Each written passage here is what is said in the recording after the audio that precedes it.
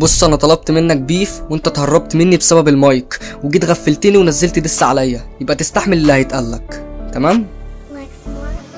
كذا مرة اقول لك يا ابني ما تضحكش الناس عليك، قائد في الحرب انت في اول صف من العبيد، تعدل على مين يا ابني؟ احد خابت نيك. بص لاجل الصحوبية مش هحط في دس داتا ليك، بس عادي اقول لك كلام يجرحك.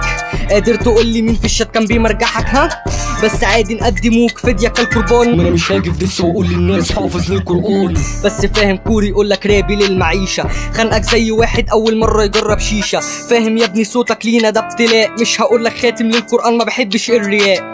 لا بجد فيرس الصرف ده ضحكني، قول لهم شافوا منين عادي الكوري بقى ابني.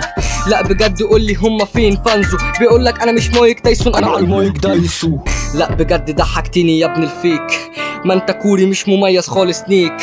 قالك براب يا ابني على اي طيب، الفكرة انك للبنت ما كنتش حتى يا ابني الطيب. بس عادي الكوري مش موقف ضرب، معلش يا صاحبي السبعة جابته على الارض. السبعة اللي في راسك زي فتحة رجليك، موسع تيزي ايه وانت اللي موسع عينيك.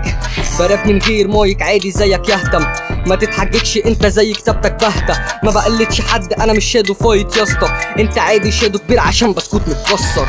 مش طاري فشخ مش هقولك انا عصب، بس اللبن الرايب تيجي هنا تمصه زي القصب. لا بجد هما يجوا هنا يشوفوا ايه اللي حصل، لا بجد هنا نيجي نصلح يا اسطى اللي اتكسر.